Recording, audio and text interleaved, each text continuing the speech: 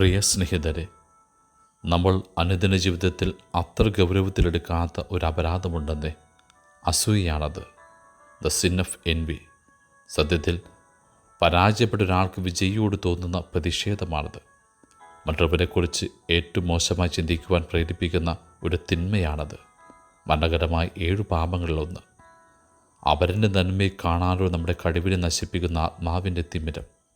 പ്രശാന്തമായ മനസ്സ് ശരീരത്തിന് ഉന്മേഷം നൽകുന്നു. അസൂയ അസ്ഥികളെ ജീർണിപ്പിക്കുന്നുവെന്ന സുഭാഷിത വരികൾ. ബൈബിളിൽ അസൂയയെക്കുറിച്ച് ധാരാളം താക്കീതുകളുണ്ടെന്ന്. എന്നാൽ അതിൻ്റെ വിനാശകരമായ ശക്തിയെ തെളിയിക്കുവാൻ സാവൂൾ രാജാവിൻ്റെ ജീവിതത്തേക്കാൾ മറ്റെന്ത് തെളിവ് വേണം? അസൂയ ഒരാളുടെ ഹൃദയത്തെ കീഴടക്കുമ്പോൾ എന്ത് സംഭവിക്കുമെന്നതിൻ്റെ രൂപകമാണ് അയാൾ. 1 സാമുവേൽ 18-ാം അധ്യായം വായിച്ച് മനനം ചെയ്യുക. ദാവീദ് ഗോലിയാത്തിനെ സംഹരിച്ച് മടങ്ങി വരുമ്പോൾ ഇസ്രായേൽ നഗരങ്ങളിൽ നിന്നും സ്ത്രീകൾ തപ്പും മറ്റു വാദ്യങ്ങളുമായി ആടിപ്പാടി സന്തോഷത്തോടെ അവരെ എതിരേൽക്കുന്നുണ്ട്. അവർ മതിമറന്ന് പാടി. സാവൂൾ 1000-ങ്ങളെ കൊന്നു, ദാവീദ് 10,000-ങ്ങളെ. ആ നിമിഷമാണ് സാവൂളിൻ്റെ ഹൃദയത്തെ അസൂയ കീഴടക്കുന്നത്. അന്നു മുതൽ അവൻ ദാവീദിനെ സംശയദൃഷ്ടിയോടെ വീക്ഷിക്കാൻ തുടങ്ങിയ. പിറ്റേ ദിവസം ഒരു ദുരാത്മാവ് സാവൂൾ പ്രവേശിക്കുന്നു. അവൻ കൊട്ടാരത്തിനുള്ളിൽ ഭ്രാന്തനെപ്പോലെ പുലമ്പിക്കൊണ്ടിരുന്നുവെന്ന വചനം ഓർമ്മിപ്പിക്കുന്നത്. സാവൂൾ അസുവായുവായപ്പോൾ അത് ബാധിച്ചത് ദാവീദിനെയുമാണ്. സാവൂൾ മരിക്കുന്നതുവരെ അവന് ഇനിയൊരു സമാധാനം കിട്ടില്ല. ഏതാനും ദിവസങ്ങൾക്കുള്ളിൽ ഒരു സാധു ഇടയിൽ നിന്നും ധീരയോദ്ധാവായി അവൻ മാറിയത്. അതിലും വേഗത്തിൽ അവൻ വെറുക്കപ്പെട്ടൊരു ശത്രുവായിട്ട് മാറുന്നു.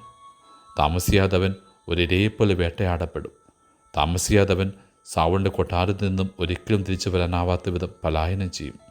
താമസിയാതെ അവൻ കുന്നുകളെ തൻ്റെ വീടാക്കും, ഗുഹകളെ തൻ്റെ സങ്കേതമാക്കും.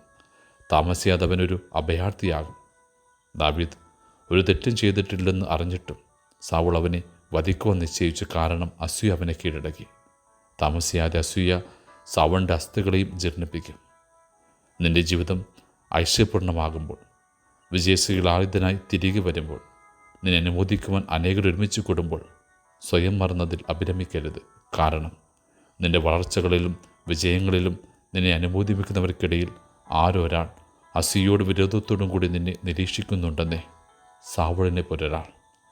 നിനക്ക് ഒരു ലോട്ടറി അടിച്ചെന്ന് വിചാരിക്കുക.